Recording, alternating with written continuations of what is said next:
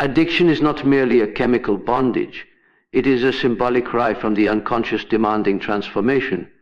When someone becomes entangled in a behavior or substance that begins to take control of their life, it is rarely just about the external habit.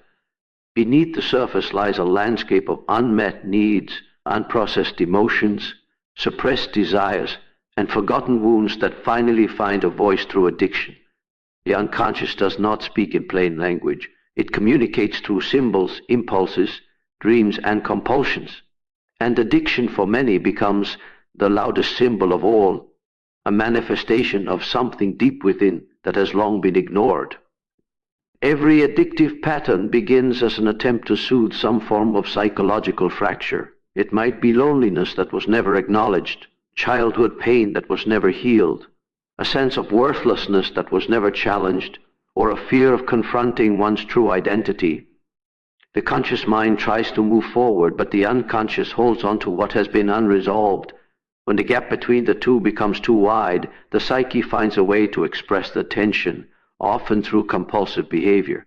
In this sense, addiction becomes a messenger, a painful, disruptive, often destructive one, but a messenger nonetheless. Chemical dependency only explains a portion of the story. You can remove the substance, but if you do not understand the message underneath it, the psyche will simply choose another outlet. This is why people often trade one addiction for another. The compulsion is not about the object, it is about the unresolved energy within the self that seeks expression. The unconscious is constantly trying to restore balance, to bring awareness to what has been buried, to push the individual toward inner integration rather than fragmentation. Addiction emerges when these inner messages are ignored for too long. If the conscious self refuses to hear its emotional truths, the unconscious intensifies its signals. What begins as subtle discomfort becomes persistent restlessness. What starts as avoidance becomes obsession. Addiction in this symbolic framework is not a sign of weakness, but a sign of inner conflict reaching its peak. It represents a crisis point in the psyche where transformation becomes necessary. The compulsion forces the individual into a confrontation with themselves. Even though it appears destructive, it is often the only path the psyche has left to draw attention to what needs to be transformed. There are people who live entire lives on the surface, disconnected from their inner world. But the ones who develop addictions often possess a depth of sensitivity and emotional intensity that cannot be easily numbed or ignored. Their inner world is louder. Their unconscious pushes harder. Their symbolic messages are more demanding. Addiction then becomes a call to descend into that inner world, not to escape it. The destructive spiral is often the result of resisting that descent, trying to outrun what is asking to be acknowledged, hoping that numbing will make the truth disappear. Yet every numbing attempt is also a symbolic gesture. It reveals what the person is trying to avoid. Alcohol might symbolize a desire to silence an internal critic. Drugs might symbolize a longing for connection or transcendence. Endless work might symbolize fear of inadequacy. Food might symbolize comfort. Pornography might symbolize a hunger for intimacy. Social media might symbolize a search for validation. Each addiction carries its own psychological symbolism, pointing directly to the wound that needs healing. If we decode the symbol, we discover the transformation the unconscious is demanding. The moment someone recognizes that addiction is not the enemy, but the signal, the dynamic shifts. Instead of fighting the compulsion blindly, they begin asking questions. What is this trying to tell me? What am I avoiding? What part of me is crying out for attention? The unconscious is not punishing, it is insisting on integration. And integration requires facing the shadow, the parts of oneself that were suppressed for survival, but now rise for healing. Addiction becomes a symbolic confrontation with the shadow, forcing the individual to meet their disowned emotions and unmet needs. Transformation begins the moment awareness enters the process. True healing cannot come from willpower alone, because willpower deals with the surface. Transformation comes from listening to the unconscious message, understanding the symbolic meaning behind the compulsion, and addressing the deeper emotional truth. The addiction loses power not because the object is removed, but because the message has been received. Once the underlying wound is acknowledged, expressed, and healed, the psyche no longer needs the addiction to communicate. The symbolic cry dissolves when the transformation it demands finally begins. What we call addiction often hides a spiritual message buried beneath pain, avoidance, and inner fragmentation. On the surface, addiction appears as a pattern of destructive behavior, an escape mechanism, or a dependency gone out of control. But beneath the visible symptoms lies a profound psychological and spiritual reality. People do not become addicted because they are weak. They become addicted because something inside them has been silenced for too long. Something essential, something sacred, something that once needed expression but was forced underground. Addiction becomes the disguised voice of this buried truth, a symbolic language of the soul trying to break through layers of emotional neglect and spiritual disconnection. The human psyche is not made only of conscious thoughts and decisions. Much of what guides our behavior comes from the unconscious, the storage of repressed emotions, forgotten memories, unmet needs, and spiritual impulses that were never allowed to unfold. When the unconscious reaches saturation, when the gap between who someone is and who they pretend to be becomes unbearable, the psyche begins to communicate in powerful ways. This communication often takes the form of symptoms, compulsions, and addictive behaviors. The addiction is not the message itself, it is the container for the message, the outer shell that hints at something deeper waiting to be discovered. Pain is often the first layer. Many addictions begin in silent suffering, childhood wounds that were never processed, emotional abandonment that shaped a fractured sense of self, trauma that created internal disorientation. Pain that has no language eventually finds its own expression, and addiction can become that expression. It tells the truth of a heart that learned to survive without ever healing. The substance or behavior temporarily numbs the pain, but the deeper message remains unspoken, waiting for a moment when the person is ready to face what lies beneath. Beneath pain lies avoidance, not because people do not want to heal, but because they were never taught how. Society teaches escape far more easily than it teaches introspection. People learn to silence themselves, to hide their vulnerability, to perform strength instead of embodying it. Addiction becomes a way to postpone the confrontation with difficult emotions, fear, shame, anger, grief, the overwhelming sense of being disconnected from one's own inner life. The addictive behavior acts as a temporary shield, a coping mechanism to avoid what feels too heavy to carry consciously. But avoidance cannot last forever, and the more someone avoids their inner world, the louder the unconscious tries to communicate. At the core of addiction lies inner fragmentation. This fragmentation happens when different parts of the self become split, when the authentic self is pushed aside to meet external expectations, when the wounded self is ignored to maintain appearance, when the spiritual self is buried under material concerns. The individual becomes divided inside, living multiple versions of themselves without ever bringing them into harmony. Addiction becomes the bridge between these fragmented parts, a distorted attempt to unify what has been split. It temporarily makes the person feel whole, calm, connected, or free, even if the relief is artificial and short-lived. The spiritual message hidden in this fragmentation is simple yet profound. Something inside is out of alignment, and the soul is calling for integration. Spiritual messages do not always appear in peaceful forms. Sometimes they appear in the very struggles we try hardest to escape. Addiction forces people into deep confrontation with themselves. It brings hidden wounds to the surface. It exposes the illusions they've built their identity upon. It destroys the false structures and reveals what has been neglected. In this sense, addiction becomes an unintentional path to awakening, not because the behavior is sacred, but because the pain surrounding it carries sacred truth.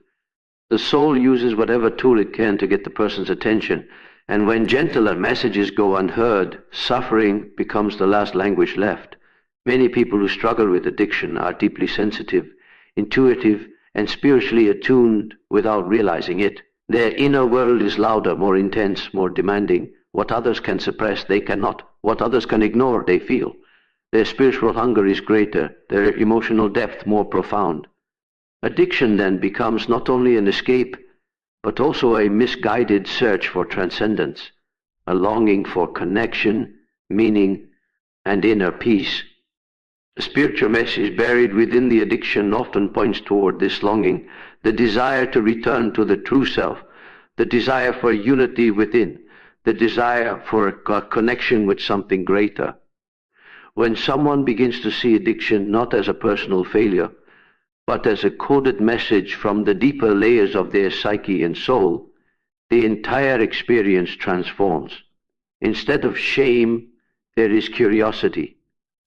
Instead of guilt, there is understanding. Instead of self-condemnation, there is recognition of unmet spiritual and emotional needs.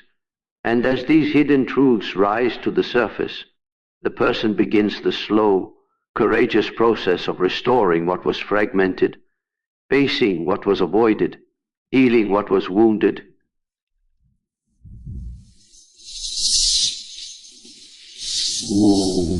The parts of themselves that were lost along the way. Every compulsion is an attempted path back to wholeness, misdirected but filled with profound psychological meaning. When a person becomes trapped in repetitive behaviors they cannot control, it is easy to focus on the behavior itself and miss the deeper truth beneath it. Compulsions do not arise from emptiness. They emerge from inner conflict, from fractured parts of the psyche trying to find their way back to unity. They are misguided efforts to return to a state of internal harmony, attempts to soothe wounds that were never properly healed, and expressions of psychological forces that have been pushed out of conscious awareness. Even when a compulsion destroys the outer life, its origins often lie in the inner world's longing for restoration. Human beings are not naturally fragmented. They become fragmented through experiences that overwhelm their ability to cope, traumas that were too painful to process, emotions that were too dangerous to feel, expectations that force them to abandon authentic parts of themselves. Over time, these fragmented pieces begin to lead separate lives within the psyche. One part becomes the performer, doing whatever is necessary to survive. Another part holds the pain. Another part carries shame, or hides the truth. And somewhere deep within, the core self waits for the moment when these divisions can finally be reconciled. Compulsions appear when the psyche becomes tired of being divided. They are the unconscious self's urgent attempt to repair what has been split. A compulsion is not chosen, it emerges. It rises from beneath conscious control because it carries the emotional energy of the parts that were silenced. These parts seek expression, but do not know how to articulate themselves through healthy means. Instead, they manifest through repetitive behaviors: overeating, gambling, obsessing, scrolling, using substances, working excessively, seeking destructive relationships, or any pattern that becomes uncontrollable. Each compulsion holds symbolic meaning. It reflects what the inner world lacks and what it longs for. The behavior may be harmful, but the psychological need beneath it is often deeply human. The need for comfort, validation, connection, relief, power, safety, or self-forgetting. Many compulsions are rooted in a desire for emotional regulation. When someone never learned how to soothe themselves, the psyche finds a substitute, something external that mimics the feeling of relief. But relief is temporary, and the underlying tension remains. This creates the compulsive cycle, not because the person is weak, but because the inner self is trying to restore equilibrium through the only method it knows. The meaning here is profound. The psyche is signaling that something essential is missing, and that the person cannot continue life without addressing this missing piece. The compulsion becomes a map pointing toward what requires healing. Other compulsions arise from an unfulfilled longing for connection. People who have experienced emotional abandonment or disconnection often develop patterns that symbolically recreate the intimacy they never received. A compulsion may mimic closeness, even if in distorted form. It temporarily dissolves the painful boundary between self and world. It gives a fleeting sense of unity, even if the unity is artificial. The deeper message is clear. The individual craves emotional warmth, belonging, and connection that their life has failed to provide. The compulsion becomes a symbolic attempt to fill the emotional void. Some compulsions are attempts to escape unbearable inner realities. When the unconscious is filled with fear, shame, or unresolved trauma, the psyche desperately seeks a doorway out. The compulsion becomes that doorway, a temporary dissociation from the inner world. But the desire to escape also carries psychological meaning. It points to the depth of suffering within, to the parts of the self that feel too heavy, too overwhelming, or too dangerous to confront. The compulsion is a misguided attempt to protect the self from emotional collapse. Its presence reveals the magnitude of what needs healing. Even compulsions that appear self-destructive have symbolic meaning. They may reflect a longing to feel something when numbness dominates, or a longing to punish oneself when guilt or shame feels too great, or a longing to break free from internal constraints that have become suffocating. The behavior itself is harmful, yet the emotional meaning behind it often reveals neglected inner truths. The psyche is seeking change, but directing its energy in the wrong direction. The compulsion becomes the distorted expression of a real psychological need. Wholeness is not the absence of wounds, but the integration of every part of oneself, the wounded parts, the hidden parts, the rejected parts, and the forgotten parts.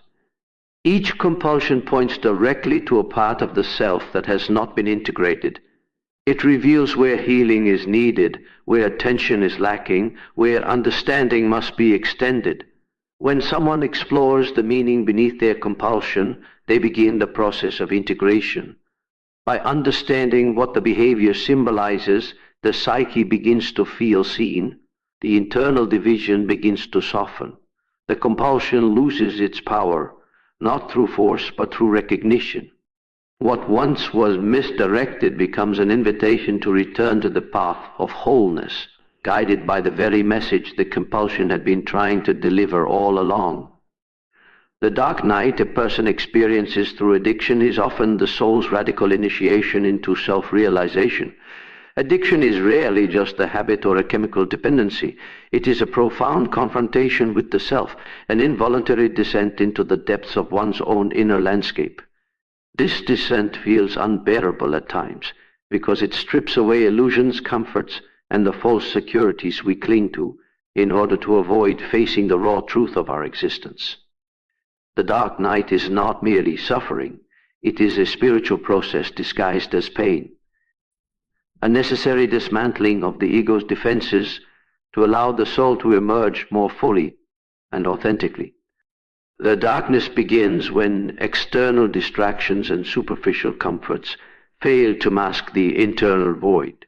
The individual experiences a growing sense of emptiness that no amount of pleasure, possession, or success can fill.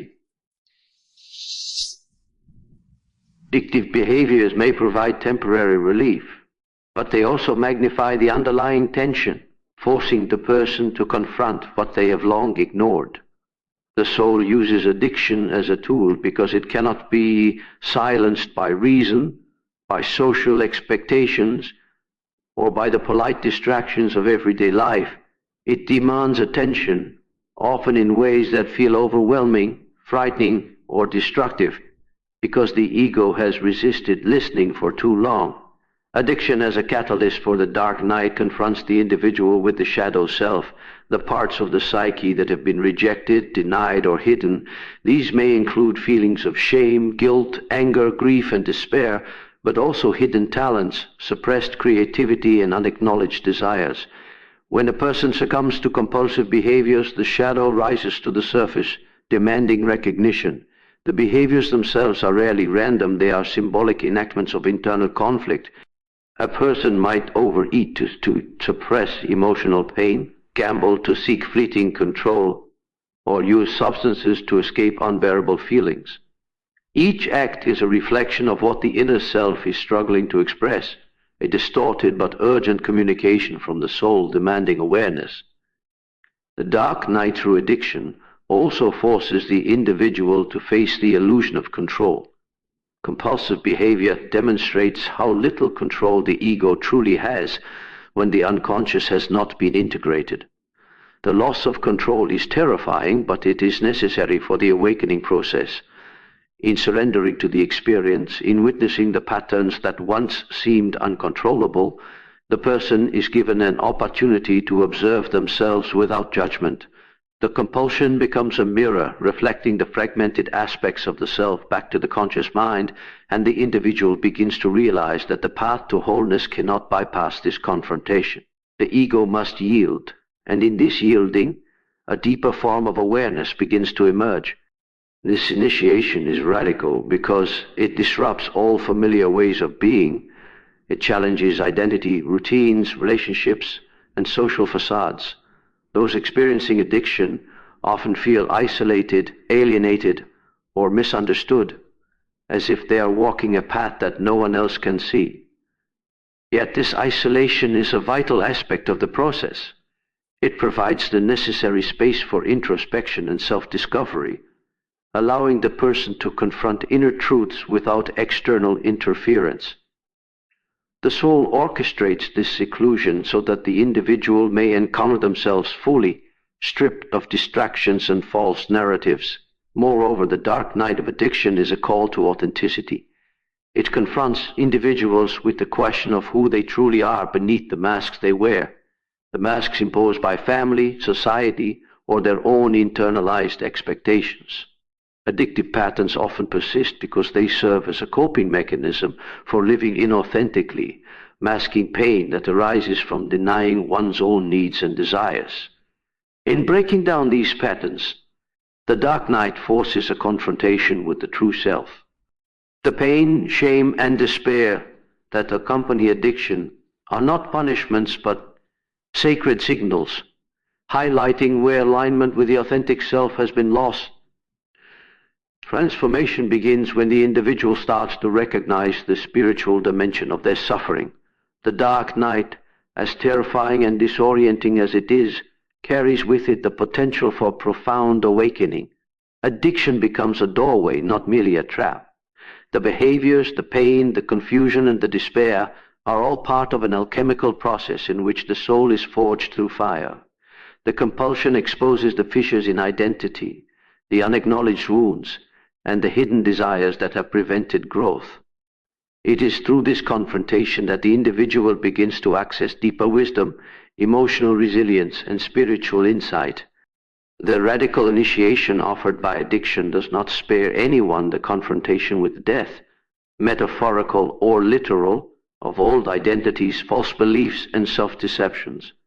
The soul demands surrender before it grants clarity. In this sense, addiction is not merely a pathology, it is a sacred pedagogy. The behaviors that seem to destroy the person externally are often dismantling the inner structures that prevent genuine self-knowledge. The dark night is both a trial and a teacher, guiding the individual through the shadows toward the light of self-realization, revealing the transformative potential hidden within the depths of suffering. Healing begins when a person understands that their suffering is not punishment, but communication from a deeper divine intelligence. Too often individuals interpret their pain as a mark of failure, a sign that they are inadequate or a consequence of wrongdoing. Society teaches that suffering must be avoided, that it is shameful, that it should be corrected immediately. Yet in the inner workings of the human psyche, suffering carries a much more profound significance. It is not arbitrary, and it is not meaningless. Every pang of anguish, every bout of despair, every period of confusion and darkness is a form of communication, a message from the depths of the self, from the unconscious, and ultimately from the greater intelligence that guides the human experience toward growth and wholeness. When someone begins to see suffering in this light, the entire perspective shifts. Pain ceases to be a punishment and instead becomes a signal, a guidepost pointing to areas of the self that require attention, understanding, and integration. Physical pain may indicate neglected aspects of the body or lifestyle. Emotional pain may reflect unresolved trauma or suppressed feelings, and psychological pain may signal internal conflict or identity fragmentation. Spiritual pain, often the most unsettling of all, reveals the distance between the self as it is lived and the self as it longs to be fully realized. In recognizing this, the individual begins to understand that suffering is inherently purposeful. It exists to bring awareness to what has been ignored or denied. Divine intelligence does not always communicate in gentle ways. Often it speaks through disruption, confusion, and discomfort. When life feels unbearable, it is frequently because the individual has resisted the internal guidance that has been attempting to surface for years. This resistance might take the form of avoidance, distraction, or denial. Compulsive behaviors, unhealthy relationships, or self-sabotaging patterns may emerge as ways to silence the inner voice, but these strategies fail in the long run. Suffering intensifies precisely because it is a message being ignored. By reframing pain as communication rather than punishment, a person can begin to listen and interpret the deeper meaning behind their experience. Healing in this context is a process of attunement, learning to hear and respond to these inner messages. It requires patience, courage, and honesty. The first step is acknowledgement, admitting that the pain exists and refusing to deny or minimize it. The next step is curiosity, asking what this suffering might be trying to teach, what part of the self is calling for attention, and what transformation is being requested. In doing so, the individual begins to recognize that the so-called negative experiences in life often carry profound wisdom. If one is willing to engage with them rather than flee, suffering becomes a doorway rather than a wall, a tool for growth rather than a punishment to be endured. This process of listening and understanding also necessitates a shift in responsibility. Many people feel powerless in the face of suffering, believing that it is imposed externally or that they have no ability to influence it. While external circumstances may trigger pain, the response to that pain and the interpretation of its meaning lie within the individual's conscious engagement. By approaching suffering as a form of communication, a person reclaims agency. They are no longer the passive victim of circumstance, but the active participant in their own healing and evolution. The divine intelligence embedded in suffering is not dictatorial, it invites collaboration. It asks the individual to meet the message halfway, to respond with awareness, reflection, and intention. Moreover, recognizing suffering as communication transforms one's relationship with the self. Instead of directing anger, shame, or resentment inward, the individual can cultivate compassion and curiosity. The pain becomes less of an enemy and more of a teacher. It draws attention to aspects of life that have been neglected, emotions left unprocessed, desires left unacknowledged, parts of the psyche left in darkness. In this way, suffering guides toward integration, encouraging the reconciliation of fragmented or disowned aspects of the self. It fosters self-awareness, emotional resilience, and a deeper sense of alignment with one's authentic path. Spiritual wisdom teaches that the divine communicates through the medium of human experience, and suffering is one of its most potent languages. When a person suffers, they are being invited into a dialogue with a higher intelligence that knows what is necessary for growth, even when the ego does not understand. Every trial, every loss, every inner struggle carries with it a message, a reflection of what is out of balance, what is ignored, what is in need of transformation. This perspective reframes adversity as a sacred opportunity. Pain is not arbitrary or punitive. It is purposeful, deliberate, and designed to awaken insight that cannot be gained through comfort alone. As one begins to interpret suffering in this way, the path to healing becomes visible. Healing is no longer about avoiding discomfort, suppressing pain, or seeking instant relief. It is about engaging with the underlying message, addressing the source of imbalance, and responding with intention and awareness.